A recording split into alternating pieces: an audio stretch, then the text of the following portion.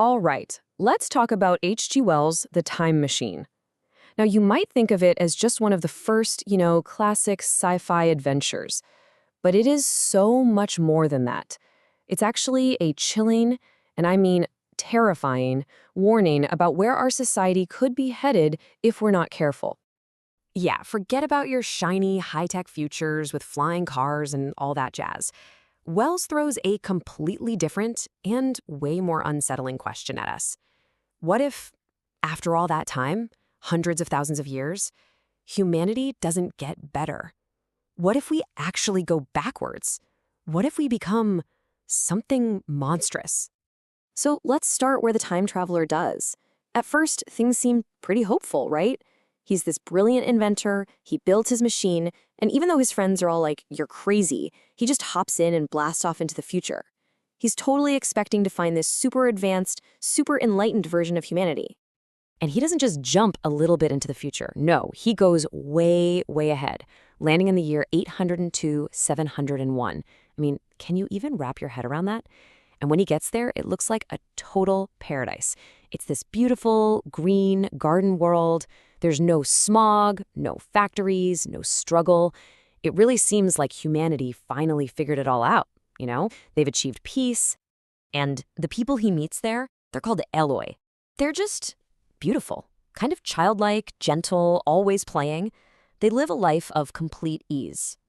But pretty quickly, the time traveler starts to notice that something is off. I mean, really off. For one, they're incredibly weak, like physically and mentally.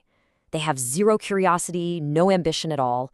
And the weirdest thing, they are absolutely terrified of the dark. It's almost like centuries of pure comfort have just dissolved everything that makes us human. So that's the big question, isn't it? Is this place a perfect paradise? Or is it just rotten from the inside out? It seems like all that comfort, all that ease the Eloi have, it came at a huge price. They lost their strength, their smarts. Something is just deeply, deeply wrong with this utopia. Okay, so things get even worse for our guy. His time machine, the one thing he needs to get home, it vanishes, just gone. And his search for it is what starts to unravel this whole mystery. And he's about to discover a dark secret that's been hiding literally right under his feet. So the clues start adding up, right? First, the machine is missing. It's pretty clear someone dragged it away. And the Eloi, they are no help at all. They just look at him with these blank stares, like they can't even process his panic. And then he finds these weird, deep wells. They're like giant air vents, and you can feel this gust of air coming up from somewhere dark and industrial, deep underground. And suddenly, it all starts to click into place for him. You've got this split world. Up here, it's all sunlight and gardens and these passive little Eloi. But down there, it's darkness, the sound of machines, and some kind of hidden workforce. So the big question is, who or what is living down there? And this, right here, is where the whole story just takes a nosedive into pure horror. This is the big reveal. This is what humanity has turned into after all this time. It's not one species anymore. It's two. So, our hero, he summons up all his courage and climbs down into one of those dark wells. And that's when he meets them, the Morlocks. And let me tell you, these things are not what you'd call human anymore. They're these pale, ape-like creatures, their eyes are huge, and they can't stand the light.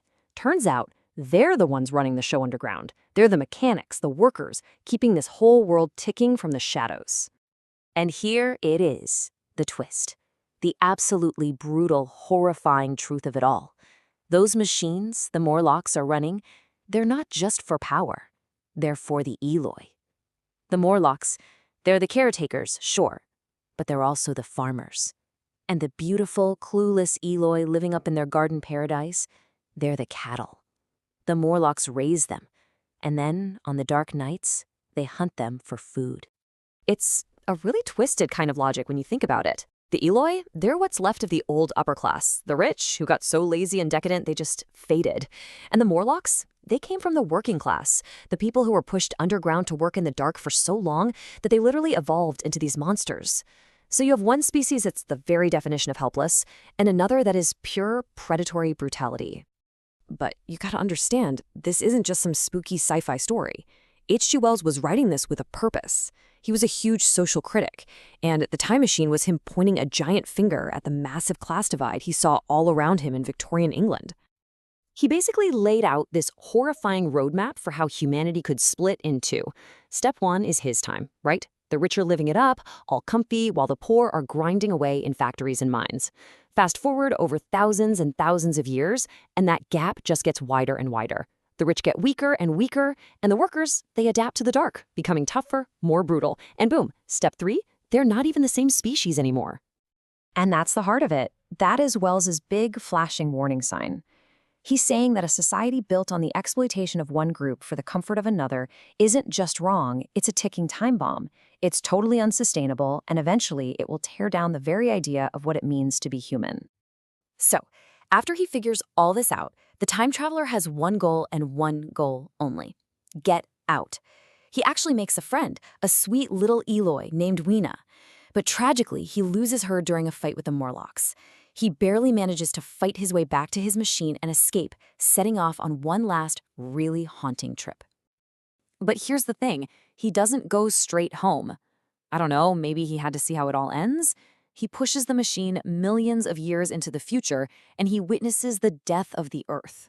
It's just this cold, silent planet under a giant dying red sun with only these weird crab monsters scuttling around. Completely shaken, he zips back to his own time, tells his friends the whole crazy story. Of course, they don't believe him. And then the next day, he gets back in the machine and leaves for good. And he never came back, which leaves us with the book's biggest mystery. Where did he go? Did he try to go back and change things, to stop humanity from going down that dark path? Or was he just lost, swallowed up by time, another casualty of the very future he was trying to warn us about?